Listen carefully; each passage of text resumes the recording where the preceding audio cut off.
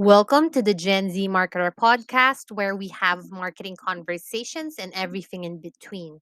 Here we talk about marketing, branding, e commerce, and the power of integrated marketing communication.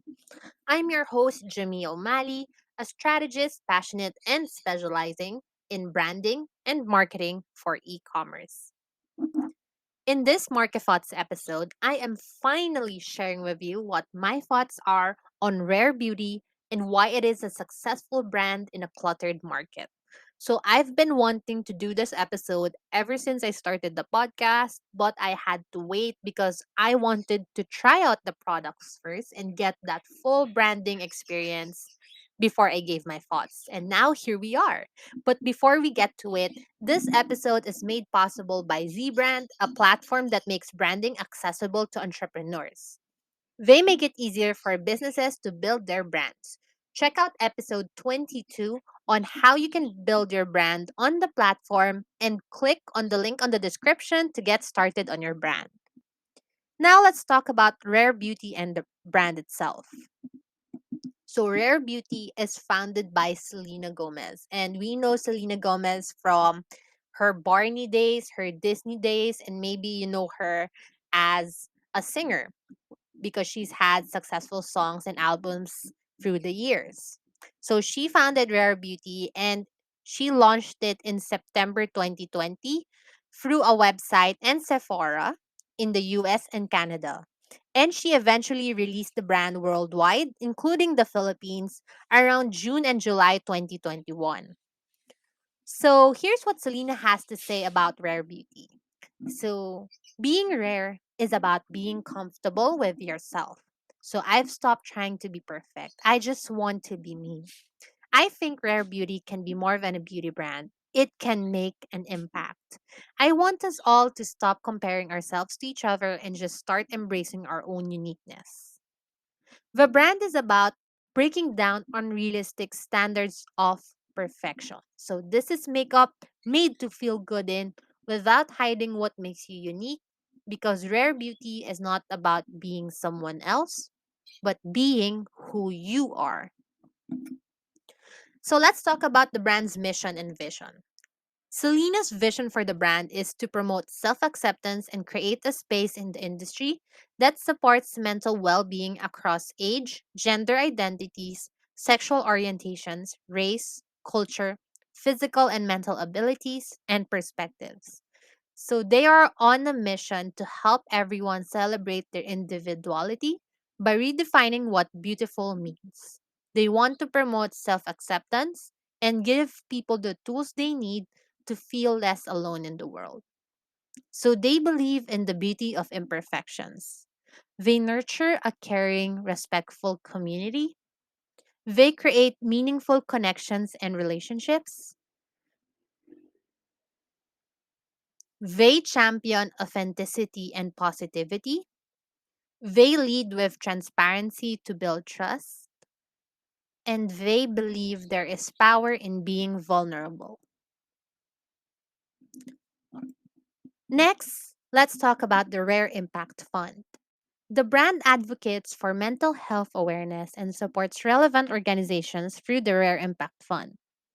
The goal is to raise $100 million over the next 10 years, and 1% of annual rare beauty sales will contribute to this amount.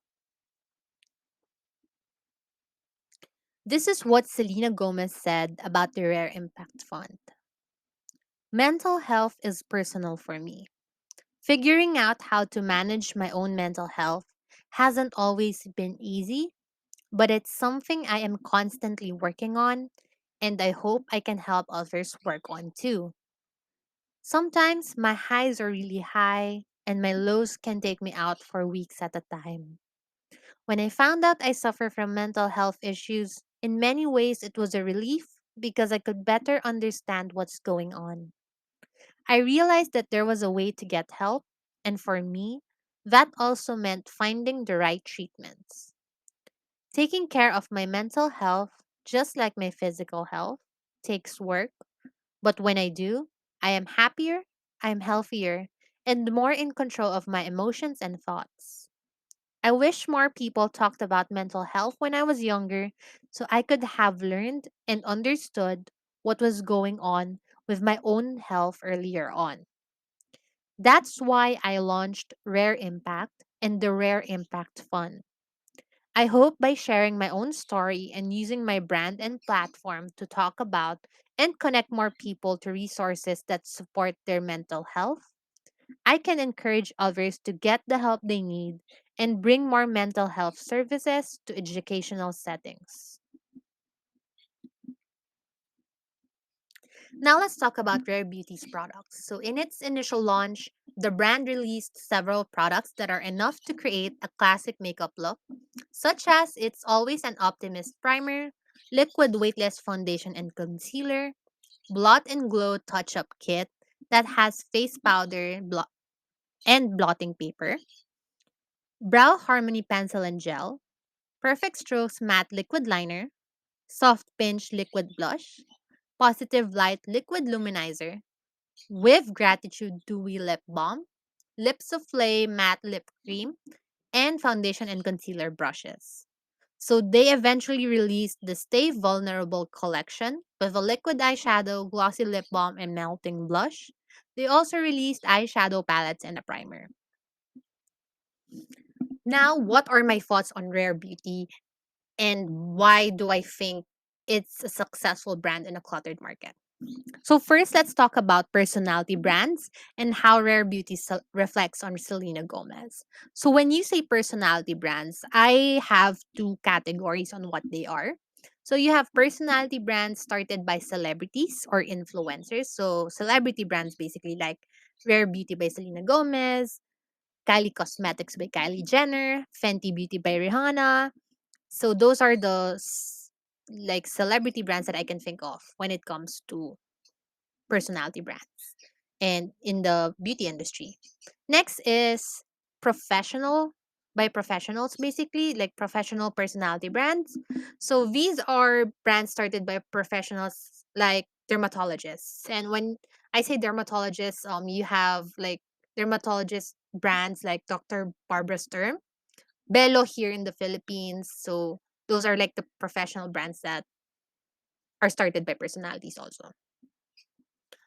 Now let's talk about basically, as we said, how this personality brand, Rare Beauty, reflects on Selena Gomez and why it's so successful.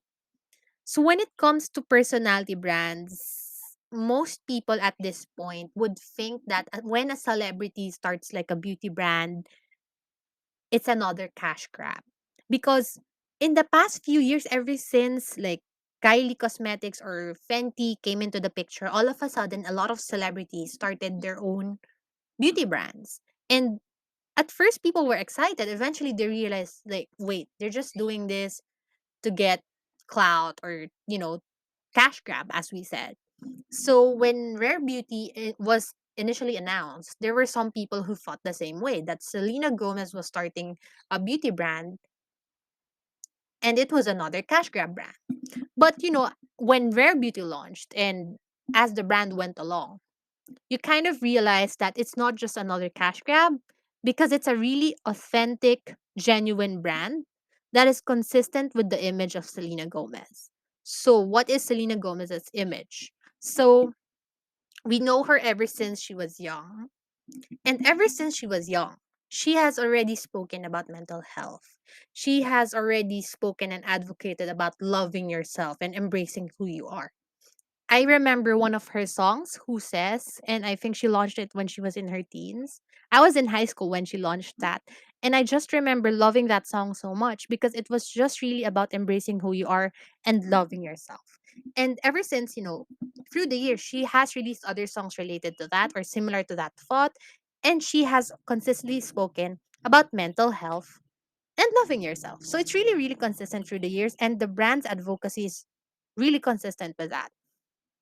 And now we talk about the brand advocacy, which is not just the branding, but also the Rare Impact and the Rare Impact Fund.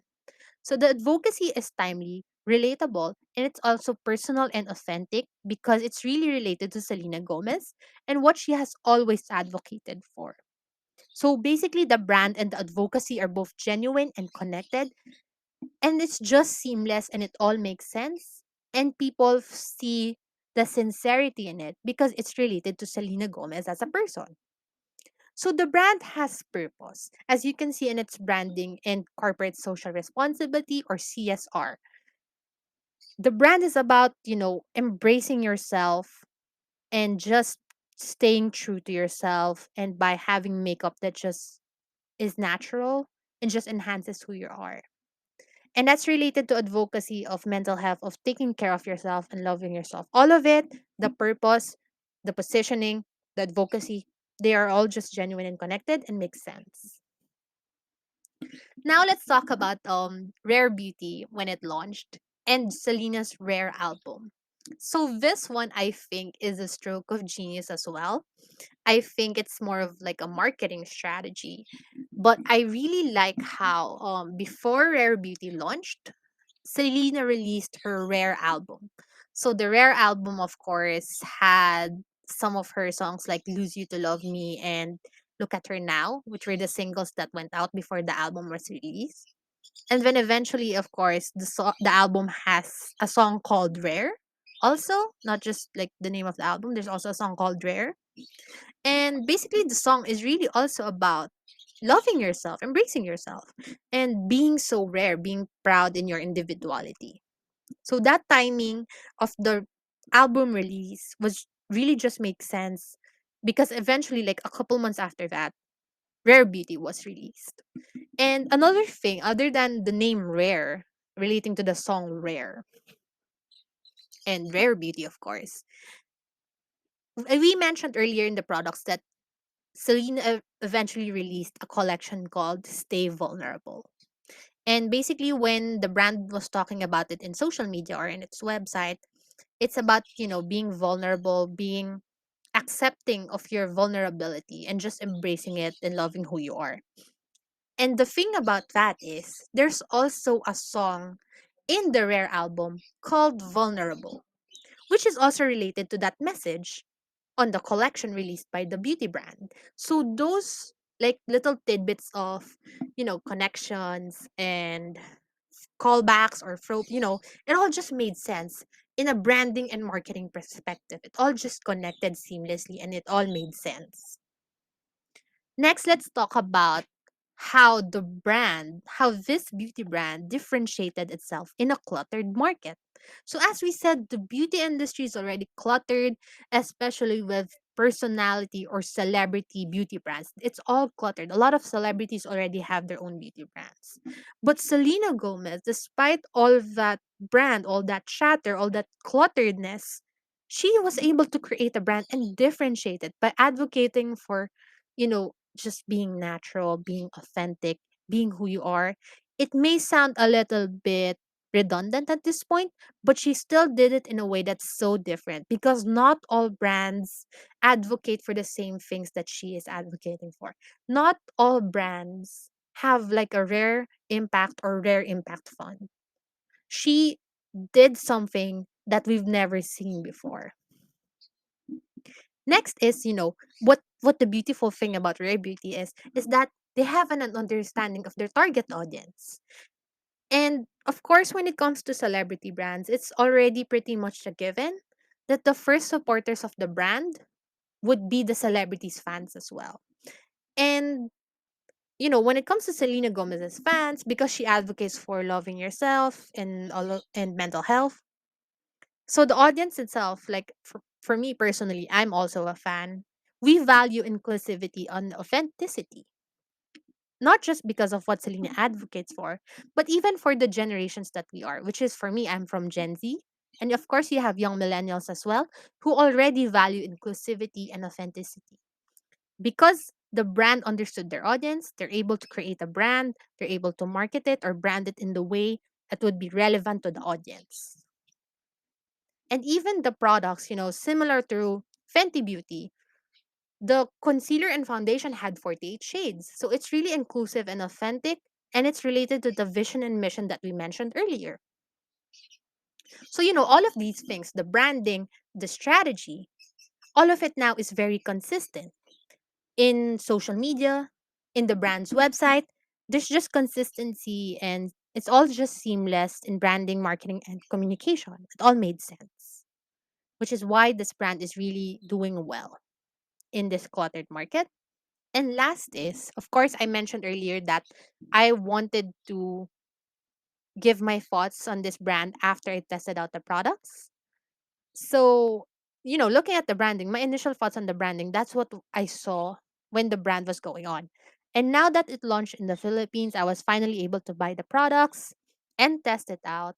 And the product quality or the products are really consistent with what the brand is talking about, which is just really enhancing and embracing who you are because the makeup is not, that heavy makeup that we're used to. It's not the full face or heavy glam that we're used to. It's just really, really natural makeup, and you could see this feedback consistently with the reviews that some people have on it as well. So, as you can see, the branding reflected on marketing and on the products and how the business operated as a whole. And here's also one thing that I not sure I mentioned earlier, but when it comes to the rare impact and rare impact fund, of course, we mentioned how the brand and advocacy are inconsistent with one another. I also like how, because the brand has been around for almost a year. In the past year, Rare Beauty did not really forget about their advocacy. They're consistent with it. They would have lives inviting organizations to talk about mental health, or they invite, as long as whatever relevant issue it is, be it like, let's say, race or LGBTQ, all of those things, they would have like these small events to talk about it. They would feature organizations that people should look to for education and if they want to support these organizations, because that's one thing the brand said and they are doing it. So if we summarize everything that we talked about now as a whole, the reason why Rare Beauty is successful in a cluttered market is because of its branding and differentiation. Because of its branding and differentiation, they were able to create a strategy, not just marketing, but integrated marketing strategy that contributed to their growth. And these are the key. Branding, differentiation, and strategy is key to growth in a cluttered market. We need to remember that, especially for anyone who's starting a business and for marketers, that branding is really what sets your business apart from anyone else. And Rare Beauty did that, not just with their branding, but everything else. And remember, here's also one thing. Just because you have branding, you need to walk the talk. So whatever you say about your branding, you have to really reflect it in marketing and everything else. Because that's what successful brands do. So that wraps up this episode. What do you think of Rare Beauty? So, what brands should we analyze next? Let me know at the Gen Z Marketer on Facebook, at Gen Z MKT on Instagram, and at www.genzmkt.com. Thank you for listening. Don't forget to follow the podcast to get notified on our latest uploads.